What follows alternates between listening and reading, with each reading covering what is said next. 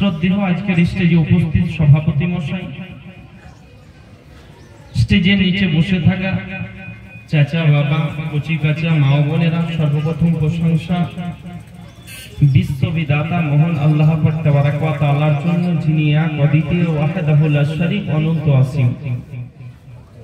তিনার পরে পরে মক্কার মতি, মদিনার জ্যোতি, बेबसू के बश, बेकसू के कश, बेसहारों को सहारा लगाने वाले आका, कोरोनार प्राण मालिके जमीन व आसमान, हबीबे किरदेगार, नाइबे परवरदिगार, मक्कार सरदार, मदीनार ताजदार, সেই নবী দো জাহান সাল্লাল্লাহু আলাইহি ওয়াসাল্লামের উপর লক্ষ কোটি দরুদ ও সালামের শান্তির ধারা বর্ষিত হোক। সকলে পড়ুন আমিন। যাই হোক বাবা, এতক্ষণ সময় ধরে আপনারা আলোচনা শ্রবণ করতেছিলেন আপনাদের গ্রামের ইমাম সাহেবের জবান থেকে। আমি গুনাহগার, আপনাদের সামনে উঠেছি আমি কিছু আলোচনা রাখবো বলে। দেখুন, আলোচনা আমাদেরকে শুনলে হবে। প্রত্যেকটি জায়গায় আমি একটাই কথা বলি, আলহামদুলিল্লাহ মাহফিল বুঝতে পারলেন এত চাপ, শুধু আপনাদের ভালোবাসা। কিন্তু এই শীতে যে রাত্রের পর রাত্র জাগে, এক রাত, দ্বিতীয় রাত, তৃতীয় রাত যখন জাগতে শুরু করবে, তার শরীরে যে কতটা ক্ষতি বুঝতে পারলেন। রাত্রের ঘুমটা আলাদা। তো যাই হোক, আলহামদুলিল্লাহ আমি প্রত্যেকটি জায়গায় একটা মেসেজ দিই যে আমার বক্তব্য শুনলে হবে না, শোনার পরে যখন কোনো ব্যক্তি, আমি তো বলবো আজকে যে কোনো আলোচনা, যতটা আলোচনা করব, আমার সব আলোচনায় শুনে যে আপনারা মানে মানতে শুরু করবেন, ইম্পসিবল, হতেই পারে না। কিন্তু আমি মনে করি যে আজকে কোনো আমার ভাই বা কোনো আমার মা বা কোনো একটি ভাই আমার একটা কথার প্রতি যদি চলতে শুরু করে, আমি জানবো আমার আজকে এই স্টেজে বক্তব্য দেওয়া সাকসেস হয়েছে। বলুন সুবহানাল্লাহ। আর বক্তব্য তো আমরা বহু শুনছি, ওই জায়গায় যাওয়ার পরে বলবো না বক্তা খুবই ভালো, অনেকে বিড়ি ধরিয়ে বসে, বুঝতে পারলেন, যার যেটা অভ্যাস। কিন্তু আমি মনে করি যে বক্তব্য শোনার পরে আমাদেরকে আমল করতে হবে। দেখুন, আমরা মুসলমান কত পিছিয়ে, যে এক গ্লাস যদি আপনাকে পানি দেয়, যে পানি পান করার মধ্যে কতটি সুন্নত রয়েছে, কয়টি সুন্নত আমরা সঠিকভাবে বলতে পারবো। পানি পান করতে গেলে কয়েকটি সুন্নত রয়েছে, 6 থেকে 7টি সুন্নত শুধু পানি পান করতে গেলে। আপনি বলবেন হুজুর কি কি? আমি তো বলবো পানি পান করতে গেলে সর্বপ্রথম আপনাকে বিসমিল্লাহির রহমানির রহিম বলে পান করতে হবে, প্রথম নাম্বার। দ্বিতীয় নাম্বার, দেখে পানি পান করতে হবে। তৃতীয় নাম্বার হচ্ছে বসে পানি পান করতে হবে। চতুর্থ নাম্বার হলো 3 শ্বাসে পানি পান করতে হবে। মানে 3 শ্বাসে, এক শ্বাসে যে খেয়ে নিলেন তা না। তারপরে শেষে আপনাকে বলতে হবে আলহামদুলিল্লাহ। তাহলে বিসমিল্লাহ বলে শুরু করতে হবে। ডান হাতে পানি পান করতে হবে, বসে পানি পান করতে হবে, 3 শ্বাসে পানি পান করতে হবে, দেখে পানি পান করতে হবে। পানি পান হয়ে গেল, শেষ আলহামদুলিল্লাহ করতে হবে, নাকি বলছি? তাহলে 6টি সুন্নাত হচ্ছে। তাহলে এই পানি পান করতে গেলে যদি 6টি সুন্নাত ফলো করতে হয়, সুবহানাল্লাহ, তাহলে চিন্তা করো একটা সংসারকে মেইনটেইন করতে গেলে কতগুলো মানে সুন্নাত ফলো করতে হবে। তার জন্য আমি বলবো যে আমরা আপাতত অনেক পিছিয়ে রয়েছে এখন। যাই হোক, আমি আলোচনা, বিস্তারিত আলোচনা আপনাদের সামনে আজকে তুলে ধরবো খুব অল্প সময়। তার মধ্যে খুব গুরুত্বপূর্ণ কথা, আজকে নবী পাকের শান, আহলে বাইতের শান সম্পর্কে আলোচনা হবে। তার সাইডে যেগুলো আমাদের প্রয়োজন সেই বিষয়ে একটু আলোচনা করে ইনশাআল্লাহ আমার বক্তব্য আজকে শেষ করব। তার আগে আমি 2-1টা কথা বলি। আজকের যে মাহফিলকে সাজিয়েছেন যেনারা, কমিটি, যেনারা অর্থ দিয়ে, টাকা দিয়ে, বুদ্ধি দিয়ে, শ্রম দিয়ে, যিনারা সহযোগিতা করেছেন এই মাহফিলে, আল্লাহ আল্লাহ রাসূলের মাহফিলকে সাজিয়েছেন, আমি সকলের জন্য আজকে মুসাফির মানুষ, এই মুসাফিরের দোয়া কবুল হয় বলুন সুবহানাল্লাহ। আমি আল্লাহর দরবারে ফরিয়াদ করব যে রব্বুল আলামিন, তোমার হাবিবের মাহফিলকে যারা সাজিয়েছে, পাক পাঞ্জাতনকে ভালোবেসে যারা তোমার মাহফিলকে সাজিয়েছে রব্বুল আলামিন তাদের তুমি আপদ বিপদকে দূরীভূত করে তাদের বাড়িতে রুজি রোজগারে বরকত দাও আমিন। এবং আমরা যতজন এই জায়গায় উপস্থিত আছি আমাদেরও আল্লাহ পাক যেন সমস্ত বালা মুসিবতকে দূরীভূত করে যেন আমরা সঠিকভাবে চলতে পারি। আল্লাহ পাক যেন তিনা রাস্তা ইহদিনাস সিরাতাল মুস্তাকিমের পথে যেন প্রচালিত করে পড়ুন আমিন। যাই হোক, সকলকে আমি একবার অনুরোধ করব যে আমরা একবার উঠে সালাত ও সালাম করে আরেকবার বসলে কেমন হবে, তারপরে ইনশাআল্লাহ বক্তব্য আরম্ভ হবে। ইয়া নবী সালাম আলাইকা, ইয়া রাসূল সালাম আলাইকা, ইয়া হাবিব সালাম আলাইকা, সালাওয়াতুল্লাহ ইয়া রাসূলুল্লাহ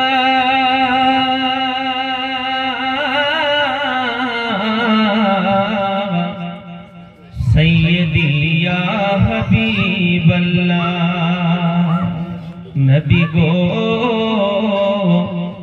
তুমি যে ঘুমাও না রাতে দেখা দাও আশিকদের সাথে ডেকে নাও আপন রওজাতে দরুদ সালাম দিতে ইয়া নবী সালাম ইয়া রাসূল সালাম ইয়া হাবিব সালাম সালাওয়াতুল্লাহ আলাইকা। দরদ গো ও গো উম্মতের দরদি নবীজি আমার, তুমি যে নূরে পয়দা সেই নূরে তমাম জাহান পয়দা। তুমি তো কাবা রহ কাবা আশিকদের গলে রুমালা। ইয়া নবী সালাম ইয়া রাসূল সালাম ইয়া হাবিব সালাম সালাওয়াতুল্লাহ আলাইকা। আসসালামু আলাইকা ইয়া রাসূলুল্লাহ ইয়া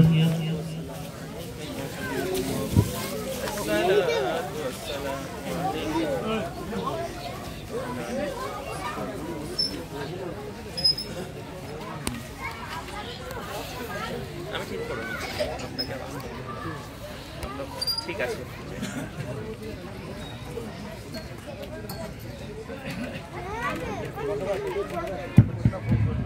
সকলে হাত উঠান আল্লাহুম্মা আমিন।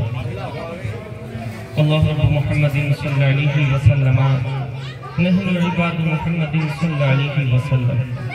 আল্লাহুম্মা রাব্বানা লাকাল হামদ হামদান কাসীরান তাইয়িবান মুবারাকান ফীহি লাকাল হামদু বিল ইসলাম। وصلى الله على خير خلقه ونور عرشه وأهل بيته أجمعين برحمتك يا أرحم الراحمين بحق لا إله إلا الله. সকলে দুরূদ আদায় কর। আল্লাহুম্মা সাল্লি আলা সাইয়্যিদিনা মাওলানা মুহাম্মদ ওয়া আলা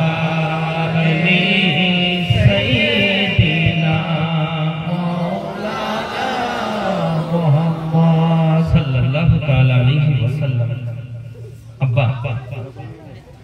দেখুন, বক্তব্য এবার আরম্ভ করব। আমি বলবো উঠানামা। একজনকে যদি ফোন করেন আপনার সাইডে যদি কেউ বকাবকি করে মাথা খারাপ হয় কি হয় না? এই বলছি গেল বারবার একজনকে কথা বলছি জানিস কিন্তু দেখেন আপনারা এতজন বসে আছেন, আপনাদেরকে কিন্তু হাদিস কোরআনের কথা শোনাবো, যদি মেমোরিটা দিমাগটা যদি অন্যদিকে চলে যায়, কেউ বকাবকি করে বা ওঠবোস করে, একটা অন্যদিকে চলে যায় হাদিস কোরআনের ব্যাপার, একটা সিস্টেম থাকে যে না আমি আজকে এই বিষয়ে বক্তব্য দেবো, একটা নিজের মানে তৈরি করে নিতে হয় যে না আজকে আহলে বায়াতের শান সম্পর্কে দেব, বা আজকে কারবালা সম্পর্কে হবে, আজকে নবী পাকের শান সম্পর্কে হবে, ফাতেমা খাতুনের জান্নাতের সম্পর্কে হবে, এরকম একটা থাকা যায়, কিন্তু দিকে দিকে ঠিক হয়ে যায়। তো যাই হোক, কেউ চিৎকার চেঁচামেচি করবেন না, আর বক্তব্য শুনতে থাকুন, ইনশাআল্লাহ আশা করি ভালো লাগবে। এখনো তো শুরু করিনি। আর দ্বিতীয় নাম্বার, এই কিছুদিন আগে বুঝতে বলেন বাঁকুড়া গেছে, তো ওই বাঁকুড়ায় গিয়ে রাত্রিতে তো মাহফিল, তো এই যে বাঁশ যেরকম দেওয়া সেগুলোকে কি বলেন আপনারা? বাঁশ নাকি? বাঁশ। তো বাঁশে একজনে হেলান দিন ঘুমাচ্ছিল, তো আমাকে একজনে চিঠি দিয়েছে যে হুজুর আপনি একটু সুদ সম্পর্কে আলোচনা করুন। তো নিলাম ঠিক, তা বললাম সুদ খাওয়া হারাম না হালাল? ওদেরকে বলা করা, তোরা বলছে হারাম, আমরা অবশ্যই হারাম, সুদ খাওয়া তো একদম টোটালি হারাম। তো এই সুদ সম্পর্কে যখন আলোচনা করলাম, তো একজন ঘুমাচ্ছিল হেলান দিয়ে, ও ভেবে নিয়েছে দুধ খাওয়া হারাম, তাহলে তো এবার ও বাড়িতে গেছে, ওর বিবি দুধ এনে দিয়েছে, ও তো দুধ খায়নি, বক্তা সাহেব বলেছে দুধ খাওয়া হারাম, ঘুমাচ্ছিল। এরকম সমস্যা হলে তো বিপদ আছে। আবার সকালে আমাকে বলছে হুজুর আপনি এই কথা বলেছেন, ওনার বিবি বলছে, কারণ মায়েদের পাওয়ার কিন্তু অনেক, আপনারা ভাবেন না যে কমজোরি তারা, ওদের পাওয়ার আলহামদুলিল্লাহ আগে ছিল, এখন এই যে লক্ষ্মী ভান্ডার হওয়ার পর আরো পাওয়ার বেড়ে গেছে। তো যাই হোক আলহামদুলিল্লাহ, আমার মায়েদের জন্য আমি প্রাণ খুলে দোয়া করবো। আজকে আপনারা খুব ধৈর্য সহকারে আমার বক্তব্য শুনুন, ইনশাআল্লাহ আপনাদের বিষয়ে খুব গুরুত্বপূর্ণ আলোচনা করবো। শুধু সময়ের ব্যাপার, খুব সময়টা আজকে ঠিকঠাক হয়নি, তো মধ্যে একটু পর আজান দেবে। যাই হোক 1.5 ঘন্টা আলোচনা হবে, তারপরে দোয়া খায়ের ব্যাপার আছে। আমি বক্তব্য শুরু করছি, আপনারা ধৈর্য সহকারে শুনুন। তার আগে আমি আর একটি ছন্দ বলি, মানে ছন্দ দিয়েই শুরু হয়। একবার মুহাব্বতে বলেন সুবহানাল্লাহ, আর একটু জোরে বলেন সুবহানাল্লাহ। खुदा ए घुमन तो तकदीर जगिए दाओ, ए खुदा ए घुमन तो तकदीर जगिए दाओ, चुक दिए छो तो नबीर मदीना देखिए दाओ, সোনার ক্ষমতা তুমি আমায় দিয়েছো খোদা, সোনার ক্ষমতা তুমি আমায় দিয়েছো খোদা, সোনার ক্ষমতা তুমি আমায় দিয়েছো খোদা,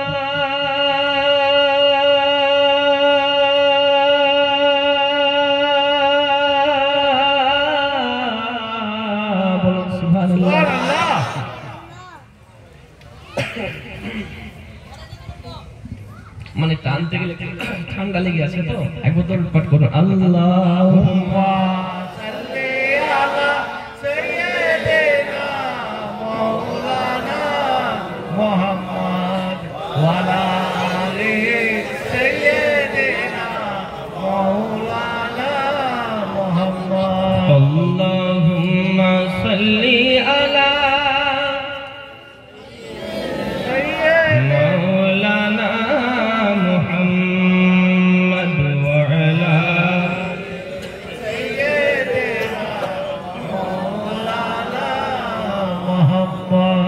সোনার ক্ষমতা তুমি আমায় দিয়েছো খোদা, ফির মসজিদে নববী রাজন আমায় শুনিয়ে দাও, চোখ দিয়েছো তো নবীর মদিনা দেখিয়ে দাও, এ খোদা এ ঘুমন্ত তকদীর জাগিয়ে দাও, চোখ দিয়েছো তো নবীর মদিনা দেখিয়ে দাও। সুবহানাল্লাহ। কে চাই না আমি হুর গেলে মন জান্নাতে যেতে, চাই না আমি হুর গেলে মন জান্নাতে যেতে, চাই না আমি হুর গেলে মন জান্নাতে যেতে,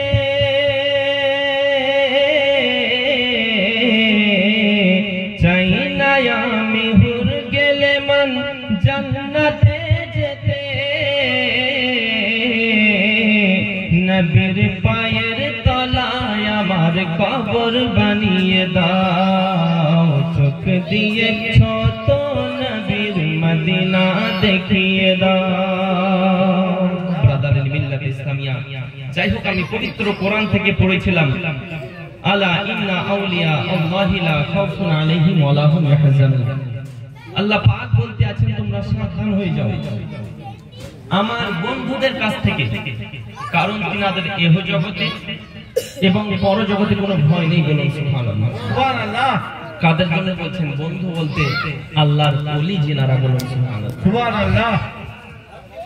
ইনাদের পাওয়ার শেষ নেই, কারণ এই কোরআন যদি কেউ পড়ে আলহামদুলিল্লাহ নেকি পাবে কি পাবে না? কোরআন পড়লে নেকি, দেখলে নেকি, শুনলে নেকি। দেখি সুবহানাল্লাহ। বিভিন্ন কিতাব রয়েছে, কিতাবের শেষে লেখা থাকে যদি কোনো ভুল থাকে অবশ্যই জানাবেন, আগামীতে সংশোধন করে দেওয়া হবে। কিন্তু কোরআন শেষে না, প্রথমেই বলেছেন জালিকাল কিতাবু লা রাইবা ফীহ। এটা এমনই একটি গ্রন্থ, এই গ্রন্থতে ভুল তো দূরের কথা, কোন রকমের সন্দেহের অবকাশ নেই। বলুন সুবহানাল্লাহ। হুজুর গাউসে পাক পীরানে পীর দস্তগীর মাহবুবে সুবহানী কুতুব রব্বানী শেখ মুহিউদ্দিন আব্দুল কাদের জিলানীর কত পাওয়ার। সুবহানাল্লাহ। তিনার পাওয়ার দেখুন, তিনি এক সময় মাদ্রাসার মধ্যে বসে ছেলেদেরকে পড়াচ্ছেন। আমি যেরকম মাদ্রাসায় পড়াই বাবা, এই যে আমার একটা ছাত্র এসছে বা আরো সব ছাত্র আলহামদুলিল্লাহ আছে, যাই হোক তো এরকম প্রায় 60 জন ছাত্র আছে আমার মাদ্রাসায়। আমি যেরকম পড়াই আলহামদুলিল্লাহ, তো হুজুর গাউসে পাক তো বিখ্যাত আলিম, আমরা তো ছোটখাটো। তো হুজুর গাউসে পাক যিনি 18 পারা কোরআনের হাফেজ হয়ে পৃথিবীতে এসেছেন মায়ের পেট থেকে। বলুন সুবহানাল্লাহ। তো উনি পড়াচ্ছেন, হঠাৎ করে তিনি তিনার হাতটিকে এইভাবে রুমালের জোর মানে চাদরের নিচে, চাদরের ভিতরে ভরে নিলেন। ভরে নেওয়ার পরে একটু কমিয়ে দেন, একটু পাওয়ারটা বেশি হয়ে গেছে মনে হচ্ছে। আবার চাদরটাকে আরেকটু বাড়ান। যখন চাদরটাকে ভরে নিলেন, ঠিক আছে, তো চাদরটাকে কিছুক্ষণ পর যখন হাতটা চাদর থেকে বের করছেন, তো আঙুল থেকে পানির ফোঁটা টপ টপ করে জমিনে পড়তে আছে। বলুন সুবহানাল্লাহ। আব্বাজি ও ভাইজানেরা, হুজুর গাউসে পাক মাহবুবে সুবহানী কুতুবে রব্বানী শেখ মুহিউদ্দিন আব্দুল কাদের জিলানী, তিনার ছাত্ররা বলতে আছেন হুজুর আপনি শুকনো হাত চাদরের মধ্যে ভরে দিলেন, আবার কিছুক্ষণ পরে দেখি আঙুল থেকে পানির ফোঁটা আপনার বের হয়, পুরো হাতটি পানিতে জমে গেছে, পুরো হাতটি পানিতে আপনার ময় হয়ে গেছে। ও গাউসে পাক ব্যাপারটা বুঝতে পারলাম না। হুজুর গাউসে পাক ছাত্রদেরকে বলতে আছে, ও আমার ছাত্রবিন্দু শুনে নাও, আল্লাহ পাক আমাকে এতটা ক্ষমতা দিয়েছেন, এত পাওয়ার দিয়েছেন, এত আমাকে ক্ষমতা দিয়েছেন যে আমি যখন চাদরের মধ্যে হাত ভরি, শুকনো হাত ছিল, হাতটা বের করি ভিজা হয়ে গেছে, পানির ফোঁটা পড়তে আছে। কারণ হলো একটাই যে আমার কয়েকজন মুরিদ দরিয়া পাড়ি দিচ্ছিল নৌকাতে করে যখন দরিয়ায় পাড়ি দেয়, সেই সময়তে মিডিল দরিয়াতে নৌকা টলমল করতেছিল। কালবৈশাখীর ঝড় উঠেছিল, এই ঝড়ের কারণে নৌকা টলমল করতেছিল। হঠাৎ করে একজন গাউসে পাকের মুরিদ গাউসে পাককে ডাক দিতে আছেন, গাউসে পাক ও বড় পীর আব্দুল কাদের আপনি কোথায় আছেন, আমাদের সহযোগিতা করুন। ইয়া গাউসে পাক আল মাদাদ, ও গাউসুল আজম আপনি কোথায় আছেন, আমাদের সাহায্য করুন। সাথে সাথে হুজুর গাউসে পাক বলতে আছেন, ও গো ছাত্র শুনে নাও, ওই মুরিদ আমাকে দরিয়া থেকে ডাক দেয়, আর আমি গাউসুল আজম এই মাদ্রাসা থেকে এই আওয়াজটা আমি শুনতে পাই। শুধু তাই নয়, আল্লাহ পাক আমাকে এত ক্ষমতা দিয়েছেন যে আমি আল্লাহ তাবারাক ওয়া তাআলা আমাকে এত পাওয়ার দিয়েছেন, আমি আমার রহমতি হাত চাদরের মধ্যে থেকে আল্লাহর দেওয়া ক্ষমতায় এই আমার হাতটিকে আমি মুরিদের সাহায্যের জন্য বাড়িয়ে দিলাম। ওই মুরিদের নৌকাগুলো থেকে টেনে টেনে আমি আমি তাকে দরিয়ার কিনারায় লাগিয়ে দিই এবং তাদেরকে বিপদের হাত থেকে উদ্ধার করে আসি। ওলিদের এই ক্ষমতা বাবা, ওলিদের পাওয়ার তো এটাই। আব্বাজি ও ভাইজানেরা আরো শুনে থাকুন, হুজুর গাউসে পাক মেহবুবে সুবহানের পাওয়ার দেখুন বাবাজি। হুজুর গাউসে পাকের দরবারে একটা চোর এসেছে। চোর আসার পরে হুজুর গাউসে পাকের জুব্বাটা খুব চয়েস হয়েছে।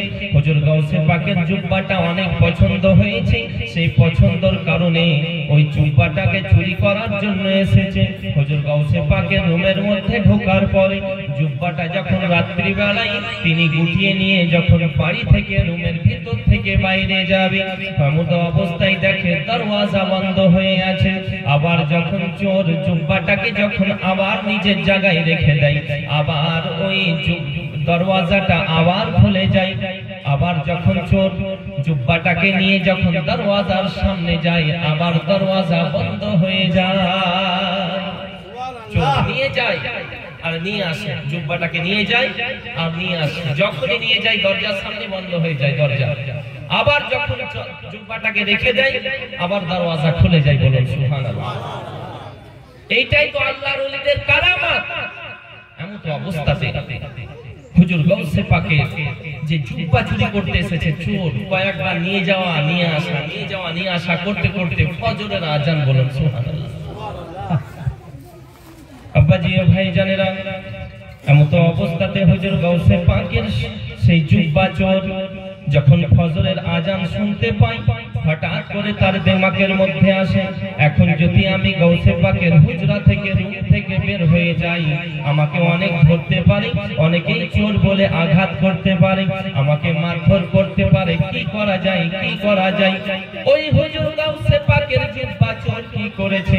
হুজুর গাউসে পাকের জুব্বা চোর হুজুর গাউসে পাকের খাটিয়ার নিচে ঢুকে যায় নিজের প্রাণের ভয়ে, প্রাণ বাঁচানোর জন্য। যখন খাটিয়ার তলে ঢুকে যাই, সকাল হয়ে গেছে। হঠাৎ করে খাজা খিজির আলাইহিস সালাম হুজুর গাউসে পাকের দরবারে, ওগো গাউসে পাক, গাউসে পাক, গাউসে পাক, আপনার দরবারে একটা আবেদন নিয়ে এসেছি। অমুক এলাকায় একজন কুতুব দরকার, অমুক এলাকায় একজন কুতুবের প্রয়োজন রয়েছে। ওগো গাউসে পাক, আপনি একটা আমাকে কুতুবের ব্যবস্থা করে দিন, আপনি একটা কুতুব দিয়ে দিন। হুজুর গাউসে পাক বলতে আছেন, তাই তো, কি করা যায়, কি করা যায়?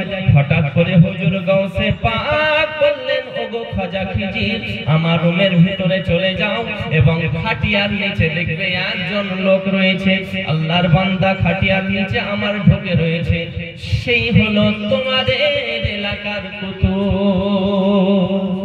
তাকে ধরে নিয়ে যাও। এই কথা যখন বলে, চোর তো বলছে আমার হয়েছে অবস্থা খারাপ করে আর আমাকে ছাড়ছে না। হুজুর গাউসে পাকে হুকুম শুনে খাজা খিজির যখন হুজুর গাউসে পাকের রুমে প্রবেশ করলেন, দেখছেন একজন চোরই ভাবে আছে।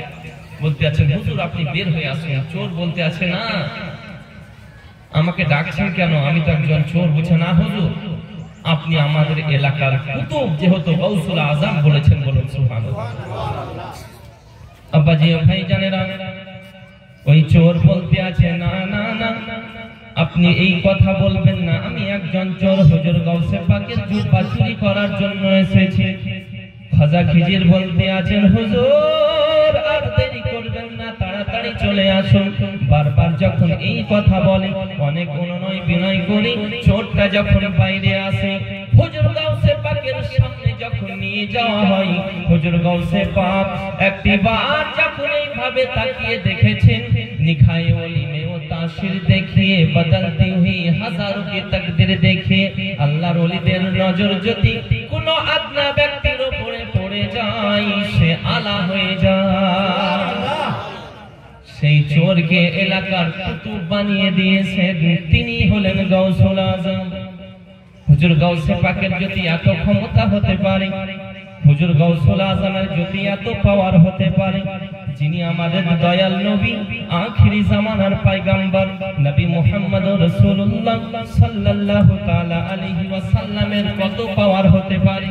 কত ক্ষমতা হতে পারে। হযরতে মা আমিনা রাদিয়াল্লাহু তাআলা আনহার গর্ভের মধ্যে যখন দয়াল নবী মুস্তাফা ছিলেন, এমন অবস্থাতে হুজুর আমার নবী পাকের আম্মি জান তিনার শ্বশুর মশাই আব্দুল মুত্তালিবকে বলতে আছেন, ওগো আব্বা হুজুর, আমি যেই রাস্তা দিয়ে যাই পাথরের উপরে যদি আমার পা লেগে যায়, পাথরগুলো তুলের মতো নরম হয়ে যায়।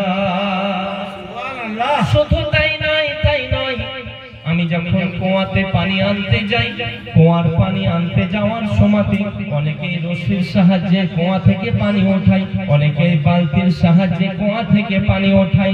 আমি মা আমেনা কুয়ার নিকটে যখন আমি চলে যাই, আমার রশির প্রয়োজন হয় না। কুয়ার পানি আমাকে দেখার সাথে সাথে উপরে উঠতে শুরু হয়। আমি মা আমেনা কুয়ার নিকটে যতক্ষণ থাকি, কুয়ার পানি উপরে উঠে থাকে। সুবহানাল্লাহ।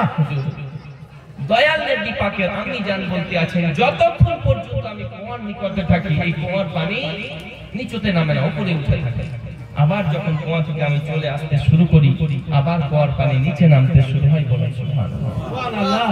শুধু তাই নয়, আমার দয়াল নবী পাকের আম্মি জান বলতে আছেন, শোনো জগৎবাসী, আমাকে সকলেই খবর দেয় যে ওগো মা আমেনা, তোমার নসিব ভালো, তোমার ভাগ্য ভালো, কারণ তুমি জগৎগুরু হাবিবুল্লাহর মা হতে চলেছো। সুবহানাল্লাহ। হযরতে মা আমিনা বলতে আছেন, সকলেই আমাকে খুশির সংবাদ দেয়, কিন্তু সাধারণ মহিলাদের পেটে যদি বাচ্চা থাকে, দূর থেকে পেটটা বড় মনে হয়, দূর থেকে পেটটা ভারী মনে হয়। কিন্তু হযরতে মা আমিনা বলতে আছেন, আমি কোনদিন আমার পেটটা ভারীও বুঝতে পারিনি, পেটটা আমার বড় হয়েছে আমি সেটাও বুঝতে পারিনি, কারণ আমি এটা টের পাইনি। বলি সুবহানাল্লাহ। আমার পেট ভারীও মনে হয়নি, আমার পেট বড়ও মনে হয়নি। সুবহানাল্লাহ। হযরতে মা আমিনা বলতে আছেন, একদা আমি ঘরের ভিতরে প্রবেশ করে যখন পেটের সামনে থেকে কাপড়টাকে সরিয়ে যখন একবার আমি ইশারা করে দেখি, আমি মা আমেনা মক্কা নগরী থেকে আমি আমেনা শাম সিরিয়ার এলাকাগুলো স্পষ্ট আমি মা আমেনা দেখতে পাই। সুবহানাল্লাহ। আর সেই নবীকে এখন আমাদের মতো অনেক মানুষ উঠেছে যে বলি আমাদের মতো, পড়ো নাউজুবিল্লাহ, আমাদের মতো বলে। আমি তাদের জন্য বলি যে আমার নবী পাক দো জাহানের বাদশা পৃথিবীর সরজমিনে যেদিন আসে, খোদার কসম তিনি পবিত্র ছিলেন, তিনার মা পবিত্র। বলুন সুবহানাল্লাহ। তুমি পৃথিবীর সরজমিনে আসো, তুমিও 40 দিন নাপাক থাকো, তোমার মাও 40 দিন নাপাক থাকে। আমার নবী পাক পৃথিবীতে এলেন, খোদার কসম বলি নবী পাকও পবিত্র, তিনার মাও পবিত্র। শুধু তাই নয়, তুমি পৃথিবীতে আসো উলঙ্গ অবস্থাতে আসো, কিন্তু সুবহানাল্লাহ আমার নবী তো যাহা পৃথিবীর সরজমিনে যেদিন এসেছিলেন, জান্নাতি লেবাস নিয়ে এসেছিলেন। বলুন সুবহানাল্লাহ।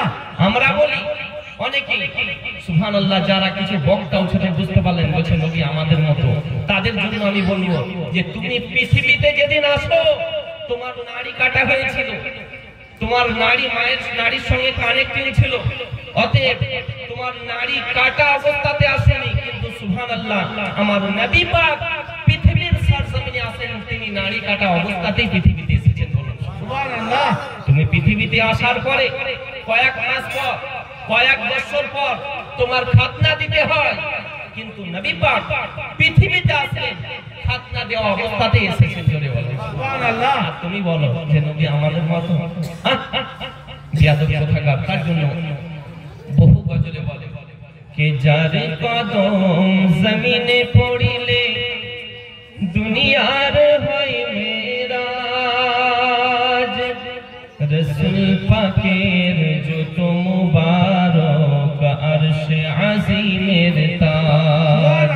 যার কদম জমিনে পড়িলে দুনিয়ার হয় মেরাজ, রাসূল পাকের জুতো মুবারক আরশে আজিমের তাজ। সেই নবীর রওজা চুমিলে, সেই নবীর রওজা চুমিলে হবে জান্নাতের হকদার। জিবরাইল চুমে যার দরবার,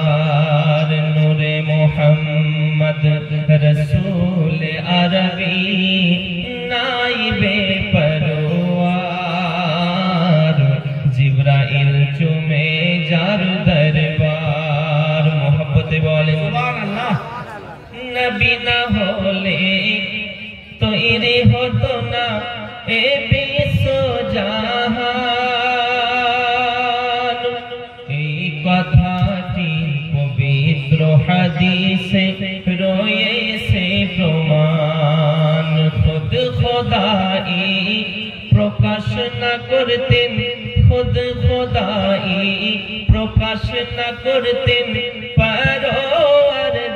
পরওয়ারদিগার জিবরাইল চুমে যার দরবার নূরে মুহাম্মদ রসূল আরবি নাইবে পরওয়ার জিবরাইল চুমে যার দরবার লম থেকে হয় লা ইলাহা আলিফ থেকে হয় আল্লাহ মিম থেকে হয় নামে মুহাম্মদ যিনি রাসূলুল্লাহ শহীদ আযম ইমাম হুসাইন শহীদ আযম ইমাম হুসাইন নওয়াসা তাহার জিবরাইল চুমে যার দরবার নূরে মুহাম্মদ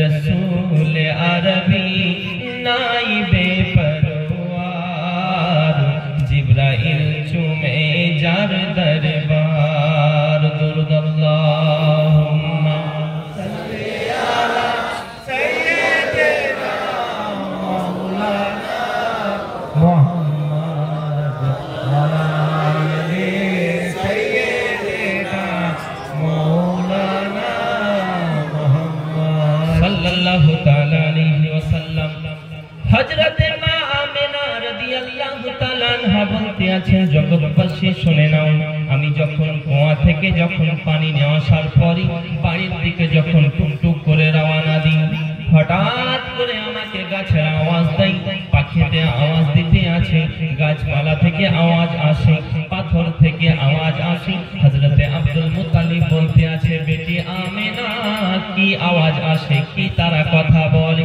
হযরতে মা আমিনা বলতে আছেন আব্বা হুজুর ওগো আব্বাজি তারা একটাই কথা বলে তাদের ভাষায় একটাই কথা বলে আসসালাতু ওয়াসসালামু আলাইকা ইয়া উম্মে রাসূলিল্লাহ ए नबी की मां तुझको भी सलाम और तेरे आने वाले बेटे मोहम्मद को भी सलाम ओ गो नबीर मां आमिना আপনাকে আমাদের হাজারো সালাম এবং আপনার পেটে যিনি দয়াল নবী মুস্তাফা রয়েছেন जिनाके तैरी ना करा होले अल्लाह पाक तमाम पृथ्वी बानातेन ना अल्लाह पाक बोलते आছেন लाउला मुहम्मद व उम्मतुहु আমি নবী পাক সাল্লাল্লাহু তাআলা আলাইহি ওয়াসাল্লাম এবং তিনার উম্মতদেরকে যদি না বানাইতাম লামা খালাকুল জান্নাহ আমি আল্লাহ তাআলা জান্নাত বানাতাম না ওয়ালা নার আমি জাহান্নাম বানাতাম না ওয়ালা শামস আমি আল্লাহ পাক সূর্য বানাতাম না ওয়ালা কমার চন্দ্র বানাতাম না ওয়ালা লাইল রাত বানাতাম না ওয়ালা নাহার দিন বানাতাম না ওয়ালা মালাইকা ফেরেশতা মণ্ডলী বানাতাম না ওয়ালা নবিয়া কোন নবী বানাতাম না আমি আল্লাহ পাক সেই নবীর ওসিলায় तमाम পৃথিবী বানিয়েছি জোরে বলুন সুবহানাল্লাহ সেই নবীর উম্মত বলে আমরা দাবি করি এ বাবাজি কিন্তু নামাজ পড়তে অসুবিধা হয় সেই নবীর উম্মত বলে আমরা নিজেকে দাবি করি কিন্তু মদের সুদ ব্যবসা আমরা বন্ধ দিতে পারি না সুদ খেতে ভালো লাগে সেই নবীর দিবানা বলে দাবি করি কিন্তু বাবাজি আমরা মা বাপকে কষ্ট দিতে ভালো লাগে মা বাপকে গ্রহণ করতে ভালো লাগে না মা বাপকে কষ্ট দিই সেই নবীর উম্মত বলে আমরা দাবি করি সেই নবীর দিবানা বলে আমরা দাবি করি সেই নবীর মস্তানা বলে দাবি করি কিন্তু এখনো পর্যন্ত বাবা সপ্তাহে একদিন জুমাই মিস কল মারতে যায় সপ্তাহে একদিন তাও অনেকে জুটে না বলছে বছরে দুবার গেলেই তো হবে ঈদুল ফিতর আর ঈদুল আজহা আর বলে নবীর জন্য জান দিয়ে দিব আব্বার আমার মুহাব্বত করতে হবে তো কেমন এখন বুঝতে পারলেন। আমি বলবো এটা যে আমরা শুনি বেশি কিন্তু কর্মের দিকে খুব কম। তারপরে ইন্টারনেটে যে বক্তা উঠেছে বুঝতে বললেন এখন কিছু মানুষের ব্রেন গুলোকে এমন ভাবে ধুলাই করছে। এই যে খাতনা দেওয়ার জন্য আমরা ছেলের যে খাতনা দিই না, খাতনা মুসলমানি যেটাকে বলে খাতনা, এই খাতনা দিলে আমরা একটা ভোজ করি বাড়িতে, অনেকেই করে। তো এই ভোজের ব্যাপারে ভোজ খাওয়া যাবে না, এটা গুনাহের কাজ, এক বক্তা বলছে। তো আমি তাকে বলতে আছি যে শুনো, এই যে খাতনা করার পরে যে খানাটা খাওয়ানো হয় এটা তো ভালো কাজ, এটা তো মুস্তাহাব কাজ, এটা ভালো কাজ, অসুবিধা নেই তো আব্বার আমার। কিন্তু সে নিজেই জানে না যে এটা আমি কি বলতেছি, এটা কি ইসলামের মানে পক্ষে বলছি না বিপক্ষে, এটা সে বলতে পারছে না। তারপরে ব্রাদারিন মিল্লাতে ইসলামিয়া এই নবীর শান মানকে নিয়ে যেরকম আবু জাহেল চেষ্টা করেছিল, কিয়ামত পর্যন্ত এইভাবেই নবী পাকের বুঝতে পারলেন দুশমন থাকবে, একটা মানুষ সবার কাছে ভালো হতে পারে না। আমি বলবো এটাই, আমার নবী পাকের শান যতই তারা কমানোর চেষ্টা করেছে ততই আল্লাহ পাক বলতে আছেন, হাবিব আপনি আমার জিকির করুন, আপনি বলুন লা ইলাহা ইল্লাল্লাহ, আমি আল্লাহ বলবো মুহাম্মদুর রাসূলুল্লাহ সুবহানাল্লাহ। আব্বার আমার এই তো আল্লাহ বলতে আছেন ইন্নাল্লাহা, নিশ্চয় আমি আল্লাহ, ওয়া মালাইকাতাহু ইউসাল্লুনা আলান নবী ইয়া আইয়ুহাল্লাযীনা আমানু সাল্লু আলাইহি ওয়া সাল্লিমু তাসলিমা, আপনার উপরে আমি আল্লাহ পাক, আমি আল্লাহ তাআলা, আমি আপনার উপরে এবং আমার ফেরেশতা মণ্ডলী দরুদ ও ডালিয়া পাঠ করি।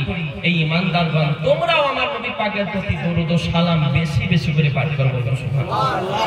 কিন্তু এই দরুদ নিয়ে ঝামেলা আছে না নেই আব্বারা আমার? আমি তো মনে করি যে না, এই ঝামেলা না বাড়িয়ে আমি বলবো যে সামনাসামনি বসা যাক, বসার পরে তোমরা যদি সঠিক বলো আলহামদুলিল্লাহ আমি আরামসে তোমাদের দলে চলে যাব। আমাদের যারা আকাবির আছে আহলে সুন্নাত ওয়াল জামাত সুবহানাল্লাহ, তারা বলছে নবী মুর্দা, বলো নাউজুবিল্লাহ, নবী তো দূরে থাক আব্বার আমার, আল্লাহর ওলি যিনারা, বন্ধু যিনারা, ইন্নাল্লাহা হারামা আলাল আরদি আন তাকুলা আজসাদাল আনবিয়া ইফা নবিয়ুল্লাহি হাইয়ুল যাকুন, আল্লাহ পাক হারাম করে দিয়েছেন জমিনকে আম্বিয়াগণদের জিসিমকে, নবীগণদের জিসিমকে ভক্ষণ করার জন্য।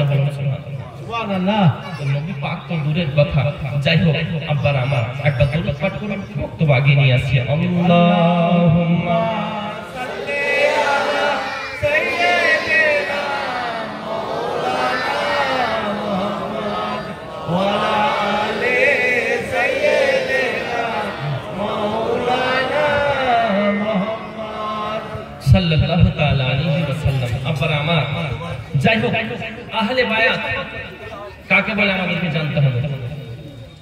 হযরতে আলী আহলে বায়াত সম্পর্কে আজকের মাহফিলে একটু আলোচনা করার জন্য আমাকে আবেদন করেছে। এই আহলে বায়াত সম্পর্কে একটু আলোচনা করব ইনশাআল্লাহ, তারপরে ইনশাআল্লাহ বক্তব্য আমি আস্তে আস্তে শেষের দিকে নিয়ে আসবো, কারণ সময়ের শেষ মানে সময় যেটা, সময়ের দিকে দিমাগটা রাখতে হবে। যাই হোক, আহলে বায়াত আমার নবী পাক বলেছেন মাম্মা তাআলা হুব্বে আলে মুহাম্মদ সাল্লাল্লাহু তাআলা আলাইহি ওয়াসাল্লাম মাতা শাহীদা, আমার আহলে বায়াতের সঙ্গে যে ভালোবাসা মুহাব্বত করে যে ইন্তেকাল করলো, সে শহীদ হয়ে ইন্তেকাল করলো, বলুন সুবহানাল্লাহ। শুধু তাই নয়, আমার নবী দো জাহান সাল্লাল্লাহু আলাইহি ওয়াসাল্লাম আরো বলেছেন মাম্মা তাআলা হুব্বে আলে মুহাম্মদ সাল্লাল্লাহু তাআলা আলাইহি ওয়াসাল্লাম মাতা মুমিনা, আমার আহলে বায়াতকে ভালোবেসে, আমার আহলে বায়াতকে মুহাব্বত করি কেউ যদি ইন্তেকাল করে, সে শুধু দুনিয়ার সরজমিন থেকে চলে গেল না, সে একজন মুমিন হয়ে পৃথিবী থেকে গেল। সুবহানাল্লাহ। আবার বলেছেন মাম্মা তাআলা বুগজে আলে মুহাম্মদ সাল্লাল্লাহু তাআলা আলাইহি ওয়াসাল্লাম মাতা কাফিরা, আমার আহলে বায়াতের সঙ্গে দুশমনি রেখে, আমার আহলে বায়াতের সঙ্গে বেয়াদবি করি দুনিয়া থেকে যে বিদায় নিল, সে একজন কাফির হয়ে দুনিয়া থেকে গেল। সুবহানাল্লাহ। এ বাবাজি, হুজুর গাউসে পাক কেমন ছিলেন, হুজুর খাজা গরিবে নওয়াজ কেমন ছিলেন, তিনারাও মুহাব্বত করেছেন বলে আলা হয়ে গেছেন, জোরে বল সুবহানাল্লাহ। তাই নাই হযরত হযরতে আলী রাদিয়াল্লাহু তাআলা আনহুর পাওয়ার কেমন ছিল? হযরতে আলীর জন্য আমার নবী পাক বলেছেন, আনা মদিনাতুল ইলমি আলিয়ুন বাবুহা, আলী আমি হলাম ইলমের দরিয়া, আর সেই দরিয়ার দরওয়াজা হলো হযরতে আলী, সেই দরিয়ার দরওয়াজা গেট হলো হযরতে আলী। শুধু তাই নয়, একদা এক সময় হযরতে আলী মসজিদে নববীর মধ্যে মিম্বরের উপরে দাঁড়িয়ে বলতে আছেন, তোমরা যদি কেউ আমাকে কোনো প্রশ্ন করার ইচ্ছে হয়, আমি আলী আমাকে প্রশ্ন করো। আজকে যদি জান্নাত সম্পর্কে প্রশ্ন করো, আমি আলী তার উত্তর দিয়ে দিব। জিবরিল ফেরেশতা সম্পর্কে প্রশ্ন করো, আমি আলী তার উত্তর দিয়ে দেব। আজকে যদি মিকাইল ফেরেশতা সম্পর্কে প্রশ্ন করো, আমি আলী উত্তর দিয়ে দেব। আমি আলী যা প্রশ্ন করবে আজকে উত্তর দিতে আমি সক্ষম রয়েছি। হঠাৎ করে সমস্ত সাহাবায়ে কেরামগণ এই কথা শুনে সকলেই চুপ হয়ে গেছে। আল্লাহ পাক বলতে আছেন, জিবরিল চলে যাও, তাড়াতাড়ি যাওয়ার পরে হযরতে আলীকে কিছু প্রশ্ন করো। হযরতে আলীকে তুমি প্রশ্ন করো। হযরতে জিবরিল ফেরেশতা কি করলেন? মানব রূপ ধারণ করে আপনার আমার রূপ সেজে হযরতে আলীর সামনে হাজির। I have a question. হুজুর আমার একটি প্রশ্ন আছে, আমার একটি সওয়াল আছে, আমার একটি প্রশ্ন ছিল। হযরতে আলী বলতে আছেন, বলো তোমার কি প্রশ্ন রয়েছে? হযরতে জিবরিল বলতে আছে, হুজুর আমার প্রশ্ন হলো, এখন জিবরিল ফেরেশতা কোথায়? এখন জিবরিল ফেরেশতা কোথায়? জিবরিল ফেরেশতা নিজেই প্রশ্ন করে, এখন জিবরিল কোথায়?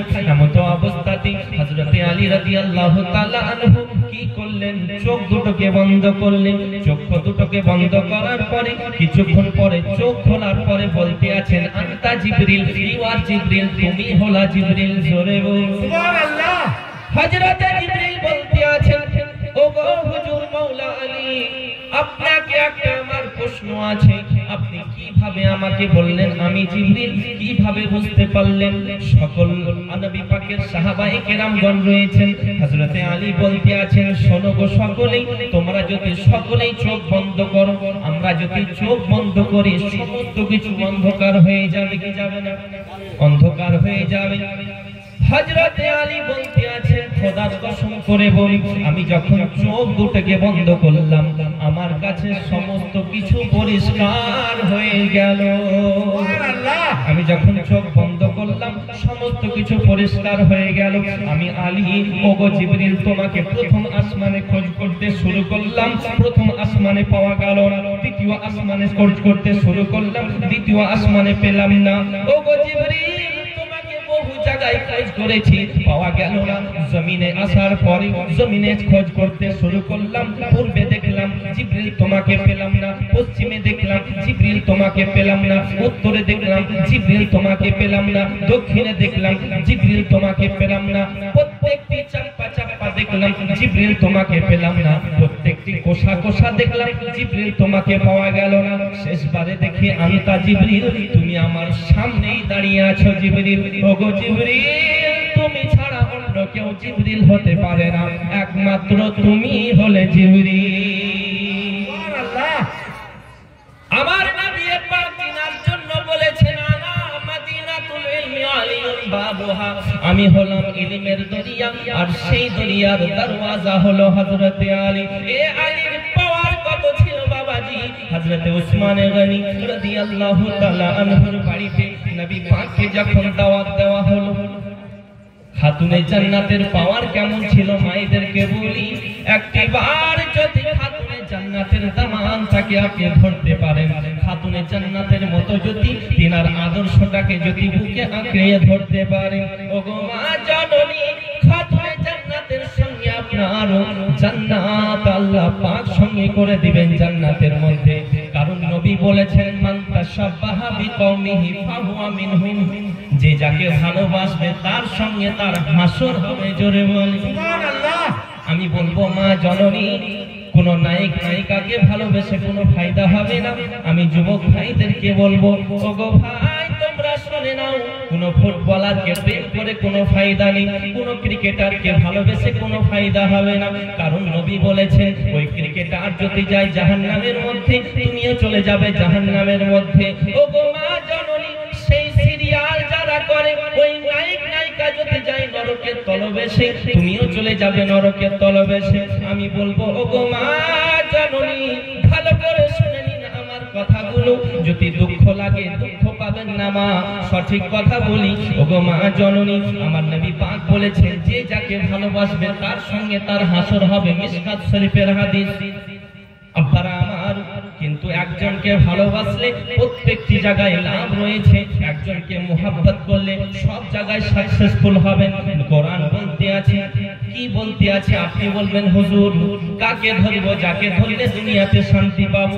কাকে ভালোবাসবো? যাকে ভালোবাসলে কবরে শান্তি পাবো। হুজুর কাকে ধরবো? যাকে ভালোবাসলে প্রত্যেকটি জায়গায় শান্তি পাবো। আমি বললাম কোরআনকে জিজ্ঞাসা করো। কে ও holy Quran, please give us a correct you follow him. কোরআন দেখিয়ে দাও কাকে ধরবো, যাকে ধরলে প্রত্যেকটি জায়গায় শান্তি পাবো। কোরআন বলতে আছে লাকাদ কানা লাকুম ফি রাসূলিল্লাহি উসওয়াতুন হাসানা। অন্য কাউকে ধরার প্রয়োজন নেই, মুস্তাফার দামানটাকে তোমরা ধরে নাও, প্রত্যেকটি জায়গায় তোমরা শান্তি পেয়ে যাবে। জামানা দিওয়ানা ও গো মামিনা, তোমার লালের নাই তুলনা মাগো, তোমার লালের নাই তুলনা। জামানা দিওয়ানা ও গো মামিনা, তোমার লালের নাই তুলনা মাগো, তোমার লালের নাই তুলনা। জোরে বলুন সুবহানাল্লাহ। একটু হাত উঠিয়ে বলুন তো ইয়া রাসূলুল্লাহ। তা অনেকেই তো দিনের বেলা এই শীতের সময় এই নীল জলপাইগুড়িতে গেছিলাম, তো ওখানে বলছি হাত উঠান, তো মানুষ হাত উঠাচ্ছে, বলছে হুজুর হাত উঠালে তো বগলের ফাঁকে ঠান্ডা হওয়া ঢুকে যাবে। বলছে চাদর এই যে মরে আছে এত সুন্দর গরম ধরে আছে, আবার যদি হাত উঠি তাহলে তো এখানে হাওয়া ঢুকে যাবে। তো নবী পাককে কতটা মোহাব্বত করি বলি জান দিয়ে দিব, আবার এদিকে হাতটা উঠাতে পারি না। এই তো মোহাব্বত বাবাজি। আমি বলবো এটাই, শুধু মুখে বললে হবে না। সাহাবায়ে কেরামগণ নিজের জান দিয়ে দিয়েছে, নবী পাকের মর্যাদা বিন্দু পরিমাণ কমতে দেননি। বলুন সুবহানাল্লাহ। হযরত আবু বকর সিদ্দিক তিনার সন্তান বলতে আছে, আব্বা হুজুর আপনাকে কয়েকবার আমি যুদ্ধের ময়দানে পেয়েছিলাম, আমার তলোয়ারের নিচে, কিন্তু আপনাকে আমি ছেড়ে দিয়েছি যেহেতু আপনি আমার পিতা। আপনাকে তলোয়ারের নিচে যুদ্ধের ময়দানে পাওয়ার পরে আমি ছেড়ে দিয়েছি যে আপনি যেহেতু আমার পিতা। হুজুর হযরত আবু বকর সিদ্দিক রাদিয়াল্লাহু তাআলা আনহু বলতে আছেন, বেটা শোনো, খোদার কসম করে বলি তুমি আমাকে ছেড়ে দিয়েছো, কিন্তু খোদার কসম আমি আবু বকর যদি একবার তলোয়ারের নিচে তোমাকে পেয়ে নিতাম, তোমাকে আমি ছেড়ে কথা বলতাম না, ওইখানে তোমার ঘর থেকে আলাদা করে দিতাম। বললাম সুবহানাল্লাহ। কারণ সেই ময়দানের মধ্যে তুমি মুস্তাকে দুশমনের রাসূল হয়ে এসেছিলে, কারণ আমার সকলের চাইতে আমার কাছে নবী প্রিয়। বলুন সুবহানাল্লাহ। কারণ হলো এটাই, বুখারী মিশকাত শরীফের হাদিস, লা ইউমিনু আহাদুকুম হাত্তা আকুনা আহাব্বা ইলাইহি মিন ওয়ালিদিহি ওয়া ওয়ালাদিহি ওয়ান নাসি আজমাইন।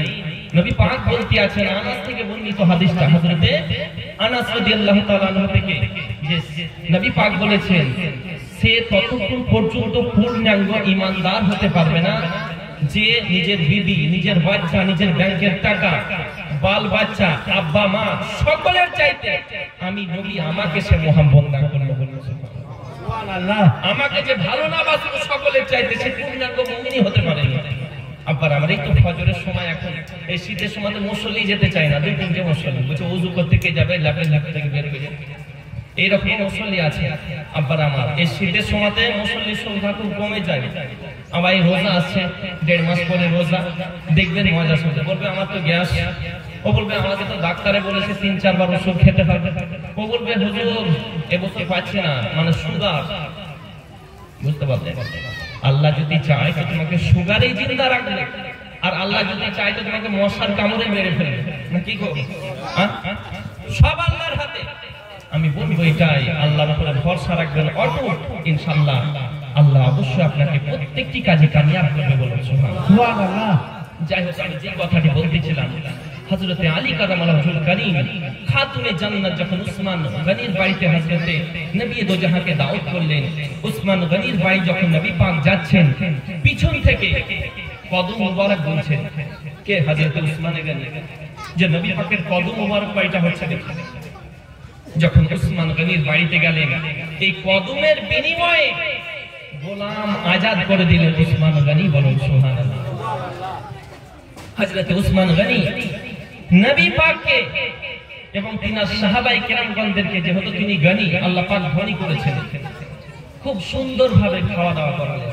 বসি আব্বাজি আমার নবী দো জাহান সাল্লাল্লাহু তাআলা আলাইহি ওয়াসাল্লাম হযরতে উসমান গনি রাদিয়াল্লাহু তাআলা আনহুর বাড়িতে খাওয়া দাওয়ার পরে সাহাবায়ে কেরামগণ সকলেই মিলে এক এক করে যখন খাওয়া দাওয়া শেষ হলো, ওই জায়গা থেকে নিজের বাড়ির দিকে সকলেই এক এক করে আবার ফিরে চলে আসে।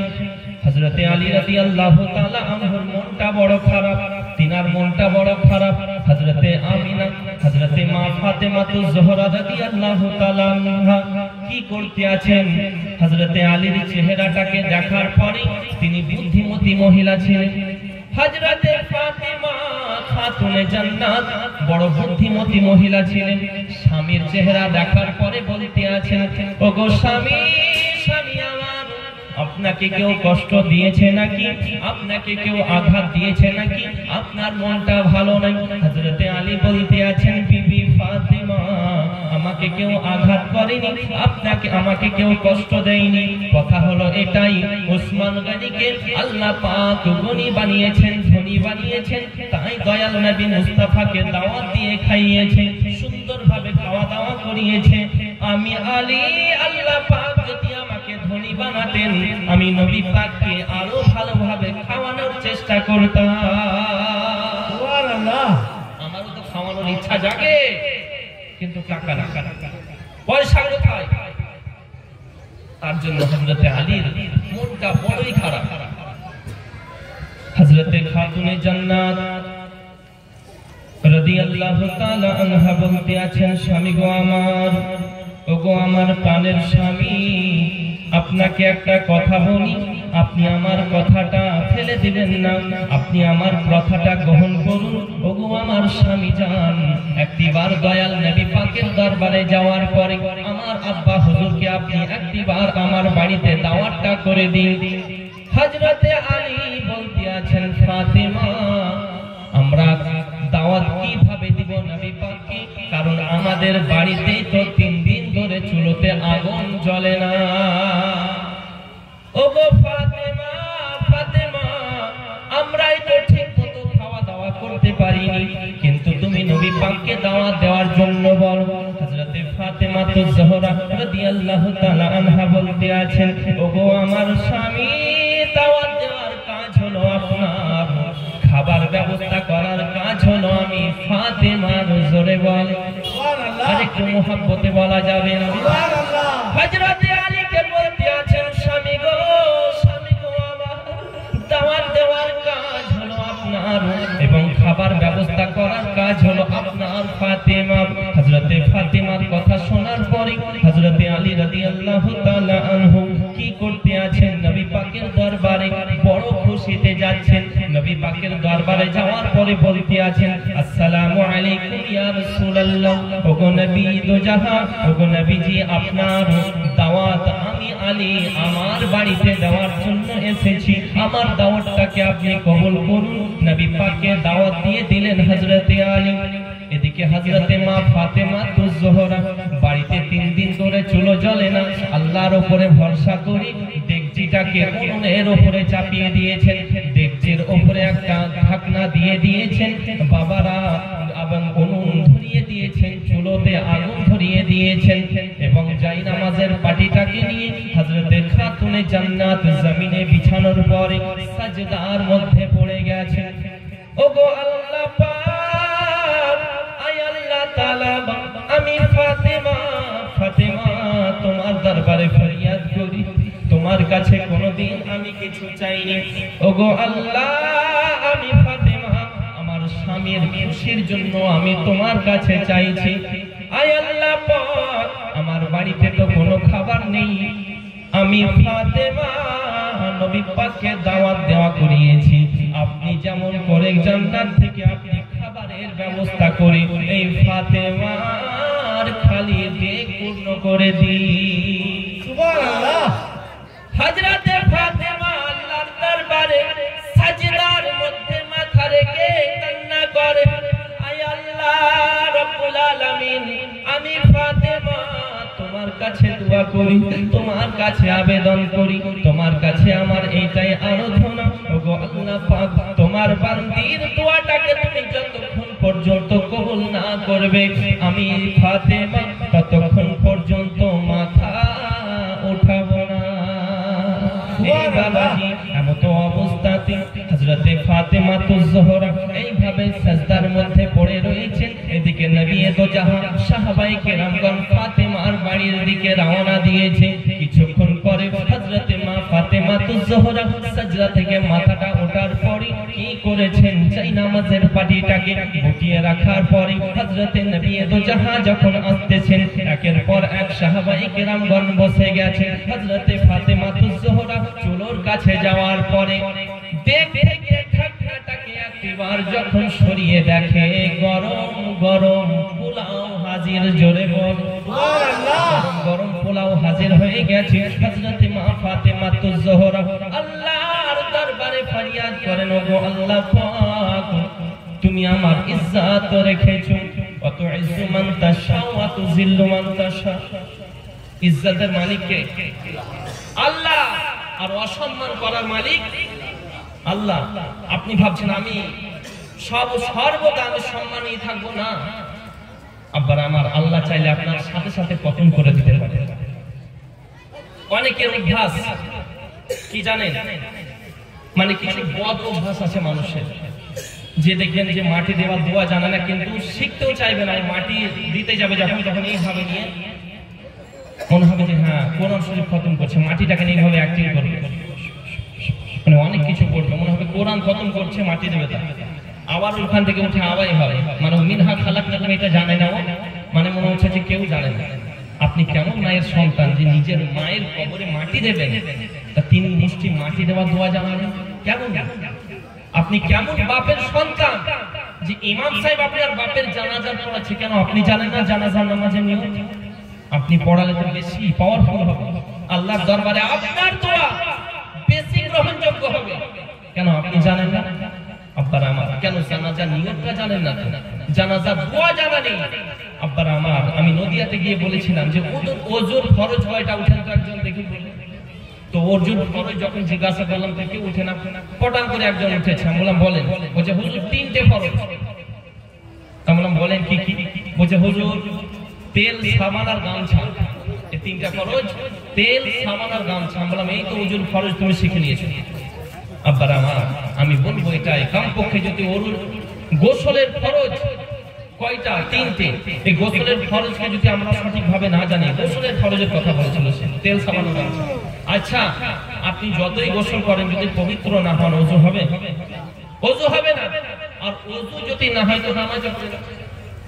আমার মা বোনেরা ভাবছে আমরা এই যে নীল পালিশ দেয় না নখের মধ্যে, নখ পালিশ যেটা বলে, তারপরে আমার মা বোনেরা এমন ভাবে সাজুগুজু করছে যে শাড়ির রং হচ্ছে লাল, শাড়ি পরেছে তো হুঁটের লিপস্টিক লাগিয়ে যাচ্ছে লাল কালার, মানে শাড়ির সঙ্গে ম্যাচিং।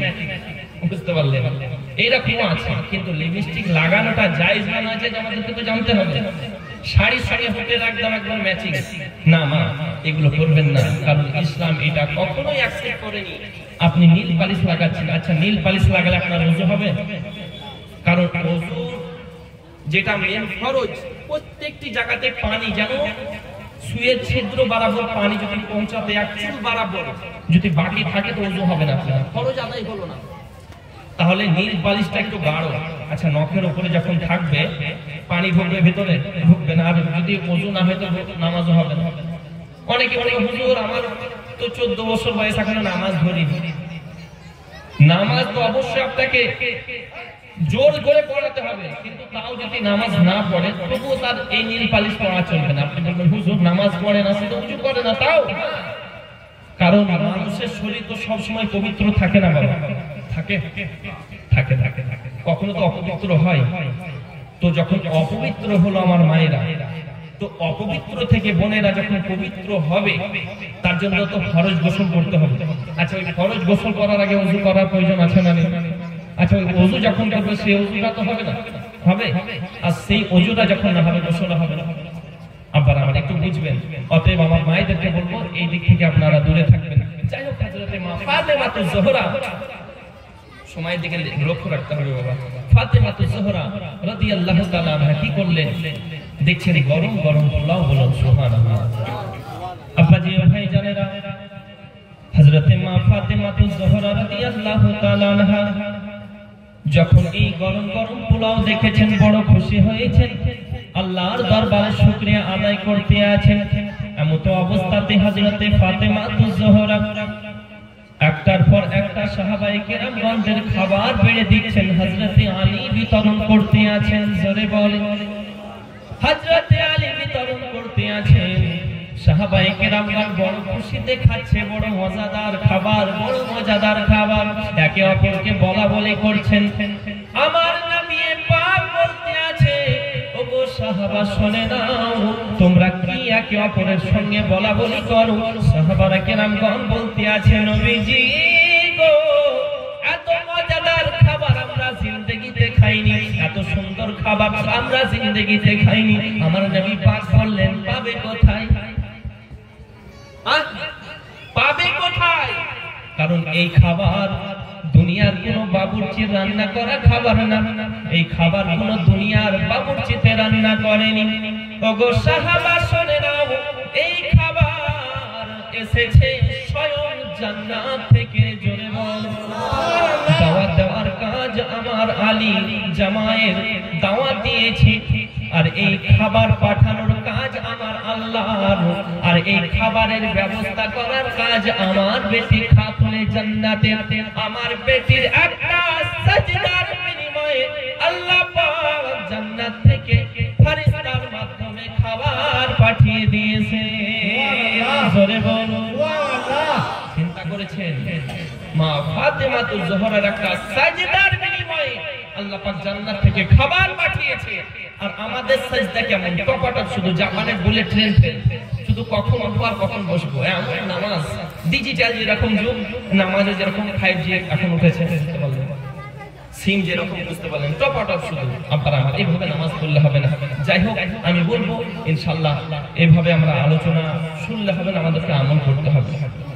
আমল যদি করেন আলহামদুলিল্লাহ, আল্লাহ তাবারাক ওয়া তাআলা একটা সুন্নতকে যদি আপনি জিন্দা করতে পারেন, 100 শহীদের দরওয়াজা পাবেন। বলেন সুবহানাল্লাহ। যাই হোক, আব্বারা আমার একবার ভক্তি ভরে উচ্চ আওয়াজে একবার পাঠ করুন। আমি এবার বক্তব্য শেষের দিকে নিয়ে আসি, তারপরে ইনশাআল্লাহ দোয়া, কালাম, দরুদ, অনেক কিছু আরো আছে। সময় তো অনেক ব্যাপার আছে, তার জন্য আমি আপনারা এতক্ষণ আমাকে সময় দিলেন, আমি খুব খুশি। আর একবার দরুদ, আল্লাহুম্মা সাল্লি আলা সাইয়্যিদিনা মাওলানা মুহাম্মদ ওয়া আলা আলি সাইয়্যিদিনা মুহাম্মদ। আবাজি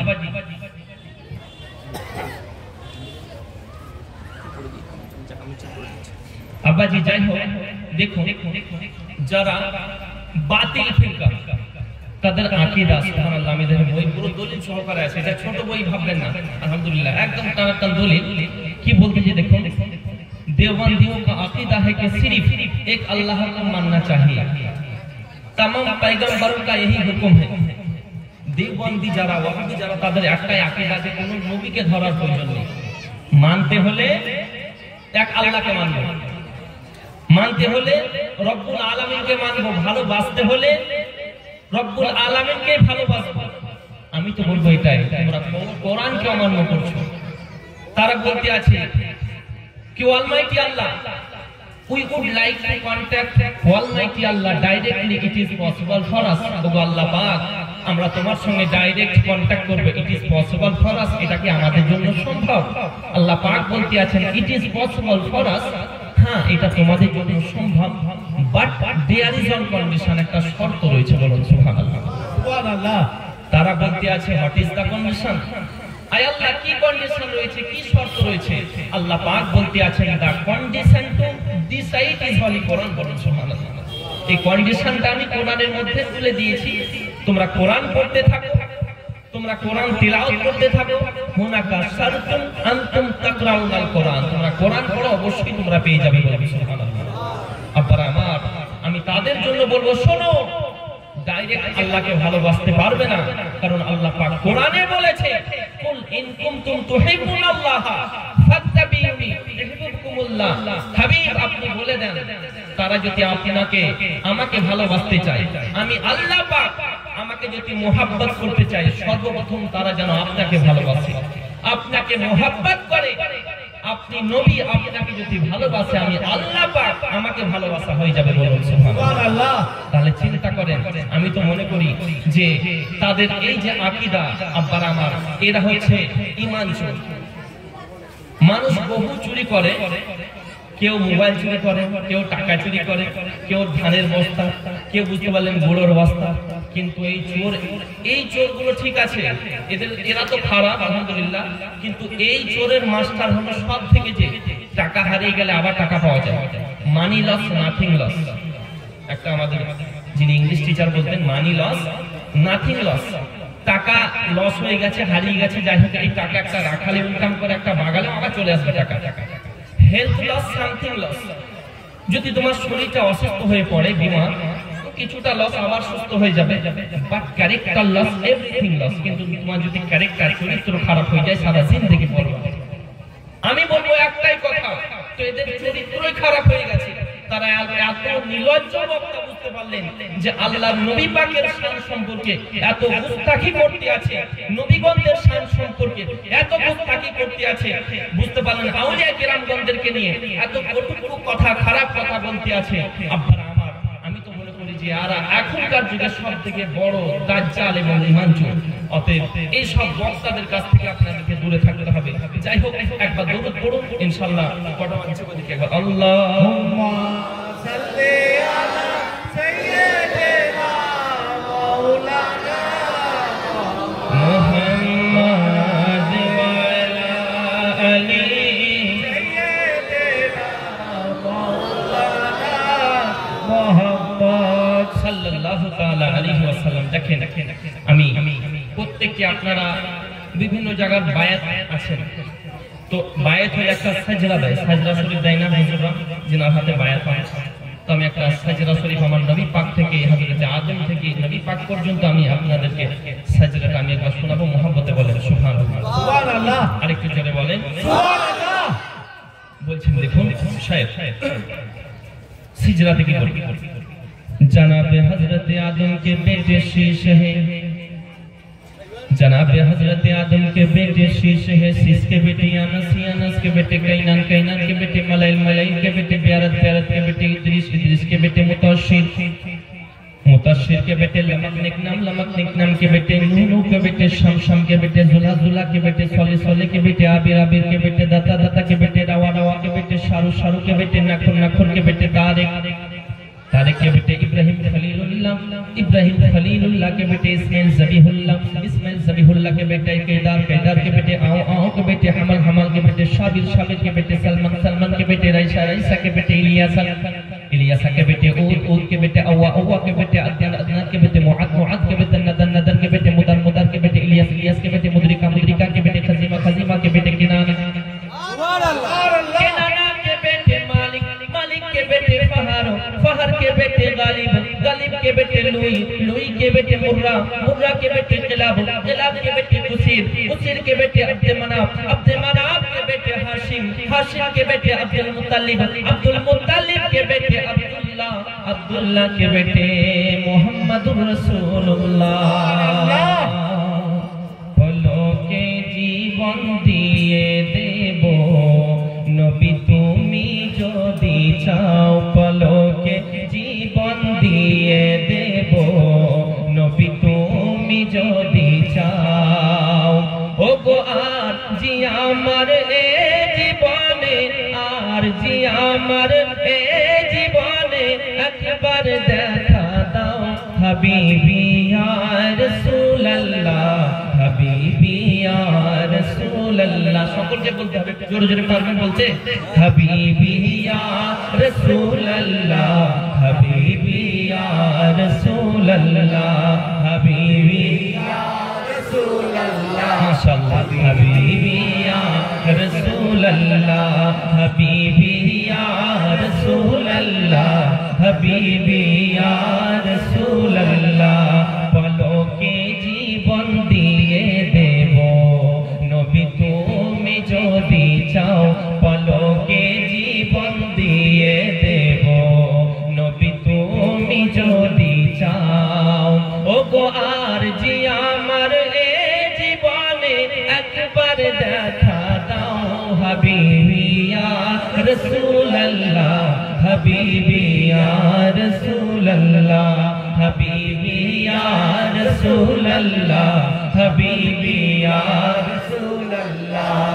সাহাবীদের যুগে যদি এই জীবনটা পেতাম, নবী তোমার নূর চেহারা আপন চোখে দেখতাম গো, আপন চোখে দেখতাম। সাহাবীদের যুগে যদি এই জীবনটা পেতাম, নবী তোমার নূর চেহারা আপন চোখে দেখতাম। জীবনটা কুরবান করে দেব নবী তুমি যদি চাও, কলেজা টুকরা করে দেব নবী তুমি যদি চাও। ও গো আর জি আমার এ জীবনে, আর জি আমার এ জীবনে একবার দেখা দাও, হাবিবি ইয়া রাসূলুল্লাহ, হাবিবি ইয়া রাসূলুল্লাহ, হাবিবি ইয়া রাসূলুল্লাহ, হাবিবি ইয়া রাসূলুল্লাহ, পলকে জীবন দিয়ে দেব নবী তুমি যদি চাও, পলকে জীবন দিয়ে দেব নবী তুমি যদি চাও। ও গো আর জি আমার এ জীবনে একবার দেখা দাও, হাবিবি ইয়া রাসূলুল্লাহ, হাবিবি ইয়া রাসূলুল্লাহ, হাবিবি ইয়া রাসূলুল্লাহ, হাবিবি ইয়া রাসূলুল্লাহ। বলুন মারহাবা, মারহাবা। আবার আমার দোয়া খাই নামাজ পড়েই হবে না, কি করব? আচ্ছা আজানটা কত মিনিট সময় আছে?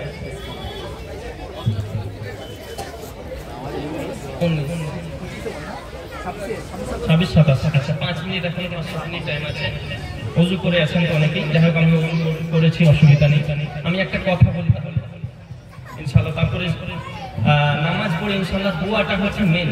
আমি বলবো একটাই কথা, আর দোয়াও মুখুল ইবাদত, বলেন সুবহানাল্লাহ, সুবহানাল্লাহ। এই দোয়াটা হলো ইবাদতের মগজ। ইবাদতের কি বললাম? মগজ। এই বক্তব্য শোনার পরে চলে গেলেন তা না, এই দোয়াতে শামিল হবে। কারণ কোন দোয়াতে কার আমিনটাকে আল্লাহ কবুল করে নেবেন, আপনার পুরো জিন্দেগি কামিয়াব হয়ে যাবে, সুবহানাল্লাহ। নাম্বার 2 হলো আপনাদের এই যে আমি তো মাদ্রাসায় পড়াশোনা করতে করতে আলহামদুলিল্লাহ, হ্যাঁ মাগরিব বাদে এই যে এই জায়গায় পৌঁছেছি, বুঝতে পারলেন শুধু আপনাদের দোয়ায়। আমি কিছুই না, একটা আমি তো একজন নাচিজ, আল্লাহর গুনাহগার বান্দা, কিন্তু এত সম্মান আজকে বুঝতে পারলেন। মানুষ কত বিভিন্ন জায়গা থেকে কোথায়, আসাম থেকে নিয়ে বাংলাদেশ সামনে মাসে, মানে টাইম দিতে পারছে না, শুধু আপনাদের দোয়া। তো আমি ভাবতে পারেন যে এই জায়গায় পৌঁছাবো। আর মানুষ গত পরশু যে প্রোগ্রাম করে এলাম, বুঝতে পারলেন এনজিপি নিউ জলপাইগুড়িতে আরো 3খানা মাহফিল, ওই জায়গাতে বলছে আরো 3 জায়গায় দাও জলসা, একটা মাহফিল করতে গিয়ে আরো 3টে জলসা দাও, বুঝতে পারলেন। তো এইরকম বক্তব্যের প্রভাব মানুষকে কোন কথাটা কার ভালো লাগে বলিয়া মুশকিল যায়। তবে আপনাদের কাছে আমি দোয়া চাই, কারণ আমি হচ্ছি দোয়ার ভিখারি, সুবহানাল্লাহ। আমি কিছুদিন আগে শিলচর এয়ারপোর্টে নেমে যখন আমাকে নিয়ে যায় ওরা,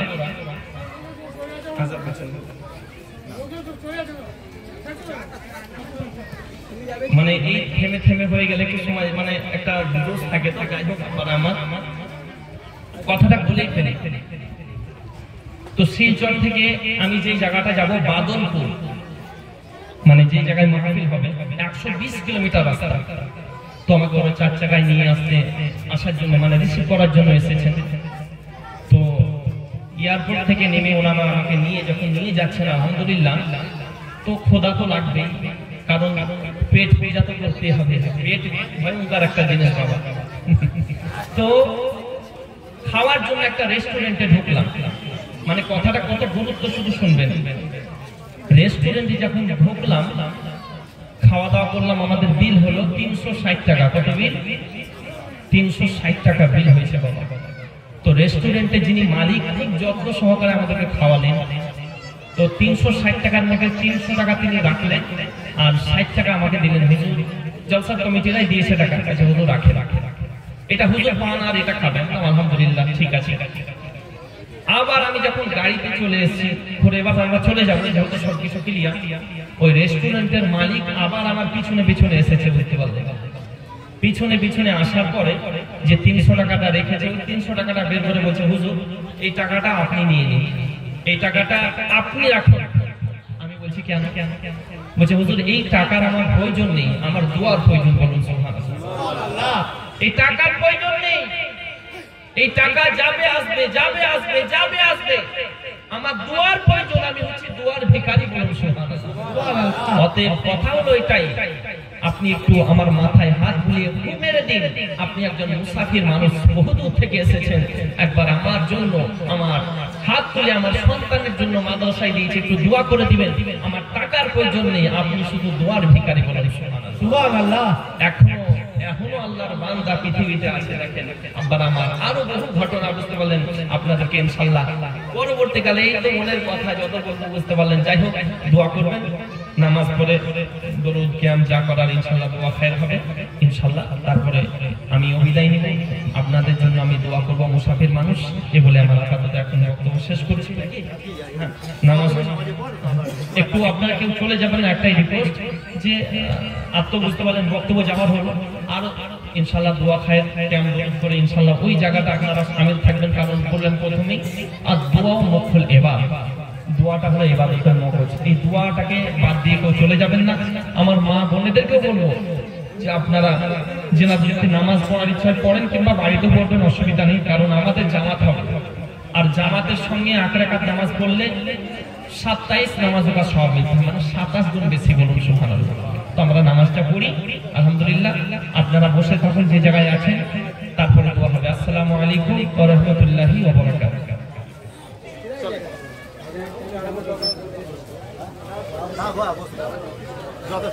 আচ্ছা, জামাতটা কোথায় মসজিদে চলে যাবে? বাড়ি বসে